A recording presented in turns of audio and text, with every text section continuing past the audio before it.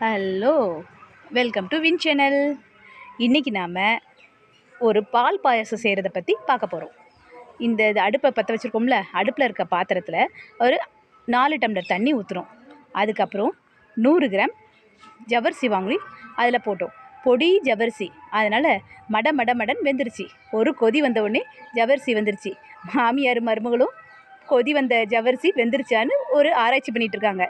அதுக்கப்புறம் ஒரு 50 கிராம் சேமியா வாங்கணும். சேமியா வாங்கி அந்த சேமியாவை சின்ன சின்னதாக கொஞ்சம் உடச்சி அதுலேயுமே 50 கிராம் சேமியாவிலையும் பாதி சேமியா தான் போட்டோம். மீதி சேமியா இருக்குது. சரியா? சேமியாவை உடச்சி அந்த பாத்திரத்தில் போட்டாச்சு, கொதிக்கிற பாத்திரத்தில் போட்டாச்சு. ஜவ்வரிசி வெந்துருச்சுன்னு தெரிஞ்ச உடனே சேமியாவை அதில் மிக்ஸ் பண்ணிட்டோம். சேமியா போட்டோடனே நல்லா பாயசம் கொதிக்க கொதிச்சிக்கிட்டு இருக்கா. இப்போது அதை கொஞ்சம் ஒன்று போல் கிண்டணும். அதாவது சேமியா கட்டி விழாத அளவுக்கு கிண்டி கொஞ்சம் கொஞ்சமாக அதில் போடுறோம். நொறுக்கி போடும்போது நல்ல கொதி வந்து நல்லா கொதித்து பாயசம் ரெடி ஆகிட்டுருக்கு. நல்ல ஒரு 2 நிமிஷம் இல்லைருந்து 5 நிமிஷம் வரைக்கும் நல்லா கொதிக்கணும். ஏன்னா சேமியா வேகிறதுக்கு அவ்வளோ நேரம் டைம் எடுக்கும். நல்லா கொதித்த உடனே பொங்கி வெளியே வராத அளவுக்கு கிண்டிக்கிட்டே இருக்கணும். சரியா? கிண்டி நல்லா வெந்துடும். வெந்த உடனே பார்த்துட்டு நம்ம அதுக்குள்ளே அடுத்த என்ன வேணும்னா அதுக்கு தேவையான நெய் போட்டு முடிச்ச உடனே நெய் எடுத்து வச்சுக்கிடணும். அப்புறம் முந்திரி திராட்சை எல்லாத்தையும் எடுத்து வைக்கணும்.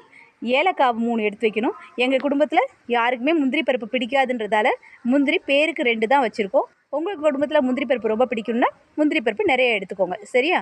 2 முந்திரி பருப்பு, கொஞ்சமாக ஏலக்காய், ஒரு 3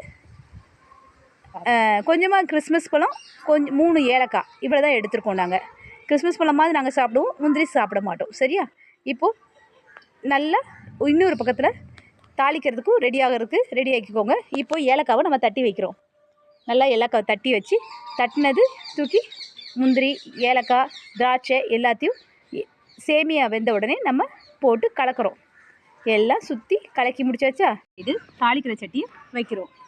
தாளிக்கிற சட்டியில் கொஞ்சமாக நெய்யை ஊற்ற போகிறோம். இப்போ அதுக்கு நடுவில் ஒரு பக்கம் தாளிக்கிற சட்டி சூடு ஏறுறதுக்குள்ளே நம்ம அந்த வெந்த சேமியாவும் ஜவ்வரிசிலையும் நம்ம 150 கிராம் எடை போட்ட சீனியை அதில் போடுறோம்.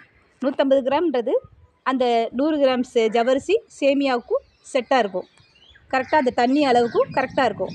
சரியா? இப்போ நம்ம 2 வாட்டி அந்த டம்ளரில் போட்ட சீனியும் 150 கிராம் எடை இருக்கும். ஓகேவா? இப்போது நல்லா அதை கிண்டி விடணும். கரெக்டாக சீனி கரையிற அளவுக்கு சேமியா பாயசத்துக்கு ரெடியாக இருக்கும். அந்த நேரத்துக்குள்ளே சட்டி காஞ்சி நெய்யும் ரெடியாக இருக்கும்.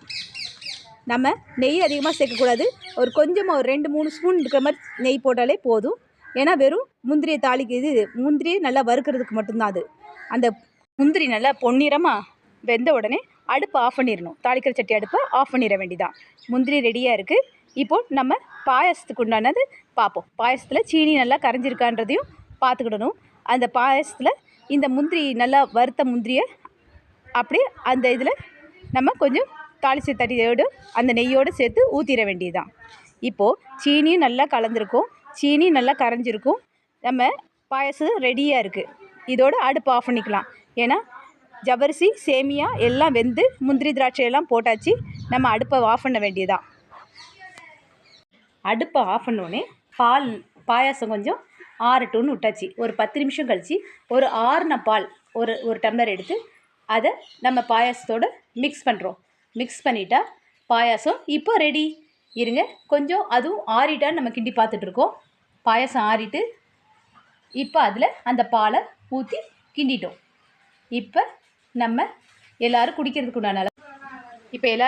உண்டான பாயாசம் ரெடி ஆகிட்டு, சுவையான பாயாசம். இந்த பாயாச வீடியோ பிடிச்சிருந்தா லைக் பண்ணுங்கள், ஷேர் பண்ணுங்கள், மறக்காமல் சப்ஸ்கிரைப் பண்ணுங்கள். தேங்க்யூ.